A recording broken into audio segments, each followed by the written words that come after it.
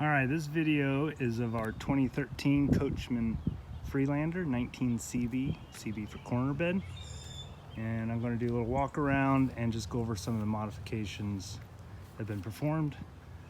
First is the four-wheel drive modification from U-joint off-road.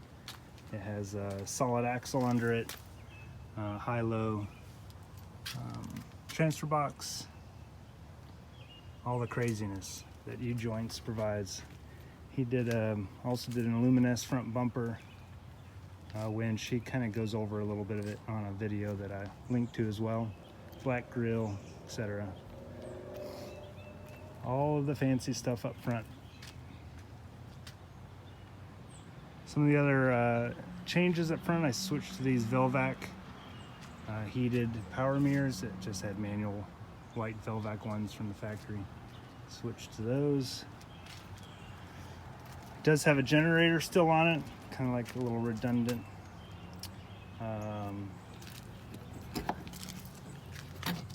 Power here, little Cummins generator. Runs really well. Didn't use it a whole lot, as you can imagine, we have solar on board and stuff like that. This is the furnace, water heater, and this is a little, I just put some some leveling blocks and water hose and stuff like that in there. I did key all the keys. I had like 13 keys on it when I got it. I did use RV lock, and so every key on here is keyed alike. The exhaust is vented out. I changed to instead of the hardwired whip, went to a Marine Co. electrical inlet, so that, I don't know, I just don't like hard whips, because what if the end breaks? There's some water drains through here. This is where I did a lot of my plumbing modifications. Around back, this is actually where the hard whip was. I actually do store the Marine Co. cord in there still. It's a good way to keep it. Don't need to use the hatch anymore, but it does have a air chuck out back. Heavily duty welded tire carrier back here. I did do some rigid lights in the bumper. They're spread wide because I had a motorcycle on the back, which it does. A TW 200 does fit back here, which is kind of nice. I did do a wired backup camera, which you can see mounted under that light back there. Got a trucker antenna for WeBoost cellular booster. Second rigid. This is the garage, which I'll go into in a second. I did add a LED strip up there for outdoor light. This model didn't have one when I got it. And actually a little step light as well. Just a little strip under there. Keyless entry keypad from RV Lock that once again matches all the locks. What else can I say out here? This is the propane tank right here. And let's see, now back to the front. Worn lockout hubs, rigid lights in the front, the nice shackles, etc. I'll show you the garage and then show you up on the roof real quick. We called this the garage. You kind of have to name spaces on small campers. I did put some little struts in here so that it raises itself up. This is the garage. Did add little lights in here. A little switch. Let's see, starting over on this side, I put a thermostatic shower valve right here. This is a little wall-mounted washer, which we used quite a bit with our baby. Works really well. It does take a 220 single leg, so I did run this inverter for that. or the transformer, I should say. This is the back side of a trash, and we use as a laundry slide out, which I'll show you inside. Solar charger back there, I believe 60 amp solar Renogy. This is the Ames power inverter, 3000 watt. The fuses and all that are near the,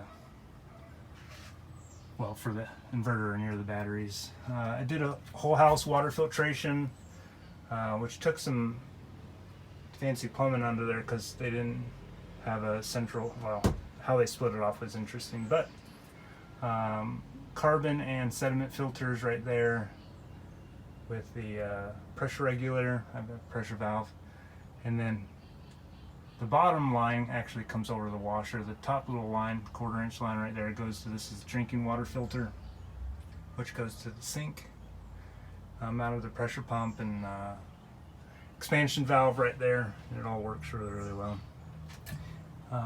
The storage in here is crazy. I wish our new little camper had storage like that, but this is a 48 inch full extension slide out. Try and do this one-handed.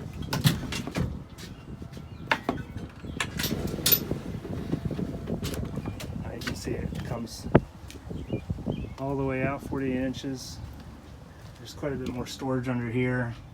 I put like a outdoor screen tent, whatnot over there, and then my extra cords and fishing poles, whatever, that actually fit underneath this slide little toolbox.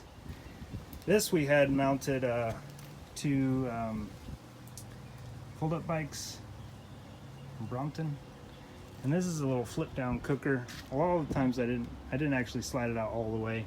I am going to be taking this and putting it in my new tow vehicle excursion, but this is a little flip-down, and I won't show you, but a little wing nut change right there, and it lays flat.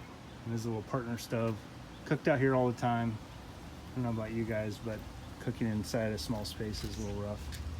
But anyway, that's the garage. And in the next little video, I'll go inside. It does have an awning. Oh, I didn't show you upstairs. The locks weren't latched all the way. Oh, see, they're partially latched, so you gotta hit these little red buttons for it to slide in, and it does lock in too. And then up top, sorry for the jounciness. All right, this is the roof. I did do a full roof replacement, do a commercial TPO up here by RV Roof Install. It does have 3 Max Air fans with vent covers. And these mounting plates for this aluminum track are actually mounted and sealed to little metal plates under the TPO, so it's not drilled right through. You can see he's built these curbs under everything, even the air conditioner.